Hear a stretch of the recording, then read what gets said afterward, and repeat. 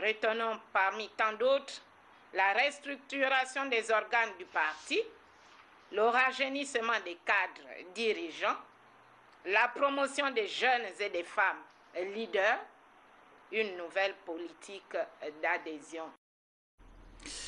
L'Union du peuple gabonais, parti de l'opposition qui s'invite à nouveau au débat sur la biométrie. Lors d'un point de presse, son leader, Mathieu Mbumba-Nzengi, s'est interrogé sur l'usage que voudraient faire donc les responsables politiques, mais aussi les autorités institutionnelles, bien sûr de l'économie, des réflexions qui avaient été menées à l'initiative du chef de l'État. Je vous propose d'écouter Mathieu Mbumba-Nzengi.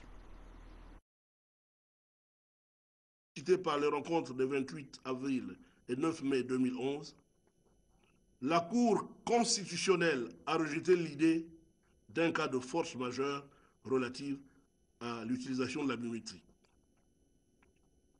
Qu'en sera-t-il cette énième fois des conclusions des travaux sur la biométrie pour les élections locales de 2013 que la commission majorité-opposition réunie autour du Premier ministre, chef du gouvernement, vient de remettre au président de la République?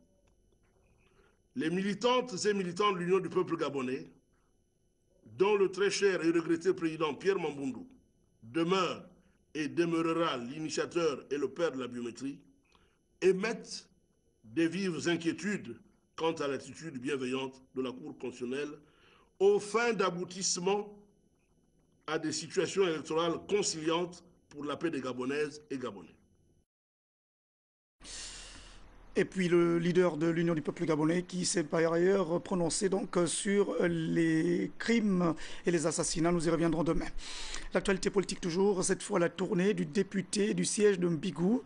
Il s'est agi en fait d'aller rendre compte des activités parlementaires aux populations. Je vous propose de regarder ce reportage de nos envoyés spéciaux Charlie Nouro-Rampira, Chris Lemaïnda. L'île de Mbigou est connue pour sa précieuse pierre, mais cette fois-ci, c'est son député qui lui vole la vedette, Justin Tonda Mikwanza. Ce député du premier siège de la Boumi-Loueti est justement venu remercier ses populations et électeurs de la ville de Mbigou et des villages de cette localité. Autre message, la question de la biométrie. Je suis dans le cadre des retrouvailles post-électorales avec pour point d'orgue les remerciements et la diffusion de certaines informations en relation avec l'actualité du moment. C'était l'occasion pour moi de leur traduire mes plus profonds remerciements à l'endroit de ces populations qui massivement ont accepté la politique de l'émergence prônée par le distingué camarade Ali Bongo Ndimba, mais aussi leur donner le message relatif à la mise en place de la biométrie qui va s'inviter dans notre système électoral. Donc désormais, nos populations ont été édifiées en ce qui concerne l'enrôlement, en ce qui concerne tous les paramètres qui vont être mis en place par le gouvernement. Cette rencontre entre le député de la Boumi-Loueti et ses populations aura donné la possibilité à celui-ci de communier avec les siens. Toutefois, il faudrait relever que le premier siège de la Boumi-Loueti, désormais occupé par Tonda Mikwanza du PDG, était depuis 10 ans sous le contrôle de l'opposition. Le Parti démocratique gabonais qui célèbre mardi prochain son 45e anniversaire. Le programme des manifestations a été dévoilé aujourd'hui par le secrétaire général adjoint, porte-parole du parti, Charles Nvé. Nous aurons la proclamation du concours littéraire PDG, un concours que notre parti. Puis suivra dans la foulée, ce vendredi toujours, à Arambo, au ministère des Finances, donc à Salle Arambo, une conférence débat sur la thématique les femmes et les jeunes dans l'arène politique nationale. Le lendemain, samedi 9 mars, à la Cité de la démocratie de Libreville, à 8h30, nous assisterons à la prestation des groupes sociaux culturels de notre parti.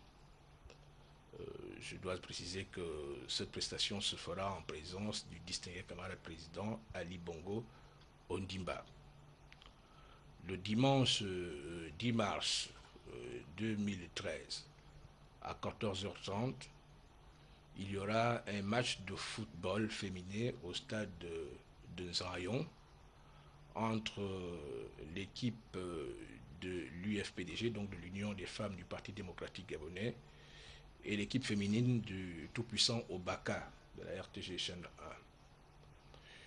Puis le mardi 12 mars, dans l'après-midi à 15h30, il y aura donc la remise des prix aux lauréats du grand concours de littérature PDG.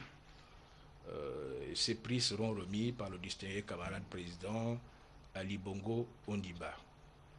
Je voudrais dire que l'ensemble de ces activités, effectivement, sont placées sur le haut patronage du distingué camarade Ali Bongo Ondimba et de la présidente d'honneur de l'UFPDG Sylvia Bongo Ondimba. La contribution de l'UFPDG lors du 45e anniversaire de notre parti démarre effectivement ce vendredi à 11h à Gabon Expo par le lancement de nos activités économiques. Durant une semaine, les femmes des groupes socioculturels vont étaler leur savoir-faire dans les domaines de l'art culinaire des 9 provinces de notre pays. Elles vont également étaler leur savoir-faire dans le domaine de la confection des vêtements, mais aussi des objets d'art. Et comme elles sont organisées en association, ces femmes des groupes socioculturels, elles vont aussi exposer leurs produits agricoles. Alors le samedi à 8h, au niveau de la Cité de la Démocratie, effectivement, nous aurons la prestation des femmes des groupes sociaux culturels. Nous allons maintenant pour la boucle de cette édition d'information. Cette note triste décédée la semaine dernière des suites d'un accident de circulation sur la route d'Ontoum. Notre confrère Guy Lothar va être inhumé à Coltan près d'Ontoum. La sortie du corps a été donc justement suivie pour la rédaction de Gabon Télévision par Paul Siaki et Christine Maïnda de la rédaction.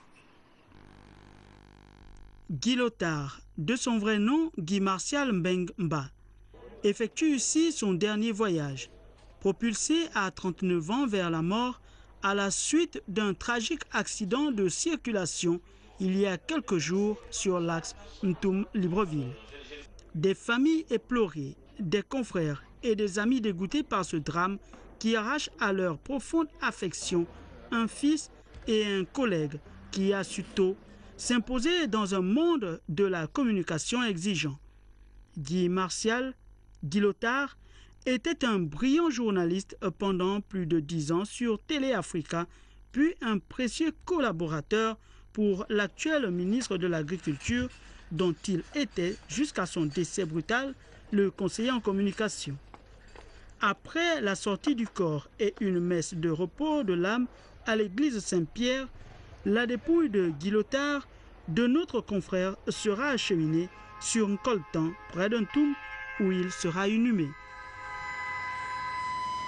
Et puis, ayant appris avec une vive émotion le décès brutal de Guy Martial Mbembang, effectueusement appelé Guy Lothar, conseiller en communication du ministre de l'Agriculture, Monsieur le ministre de l'Économie numérique, de la Communication et de la Poste, Madame la ministre déléguée, les directeurs de cabinet, l'inspecteur général des services, les inspecteurs généraux adjoints, le secrétaire général, les secrétaires généraux adjoints et l'ensemble du personnel du dit ministère adressent à la famille éplorée leurs condoléances les plus attristées et les assurent de leur compassion ainsi que de leur soutien moral en cette dure et douloureuse circonstance. Et puis toutes les joueuses du tout-puissant Obaka intéressées à prendre part au match contre l'Union des femmes du Parti démocratique gabonais prévu ce dimanche 10 mars. Et les supporters sont invités à la réunion de mise au point qui se tient ce vendredi, demain à 16h, à l'auditorium Maison Georges Rawiri de Libreville. C'est donc la fin de cette édition d'information. Juste derrière le générique, vous avez donc le discours circonstanciel de Madame la ministre en charge de la famille à l'occasion de la journée de la femme qui est célébrée demain. Et justement, dans 10 minutes, vous aurez donc le communiqué final du Conseil des ministres dont les travaux ont été présidés par le chef de l'État, Ali Bongo Ondimba, au palais de la présidence de la République. C'était le journal de Luline Kavou et de Filika Biongo. Merci à Lucien Barrault pour les caméras. Merci à Christian Olélé pour la réalisation. À demain. Bonsoir.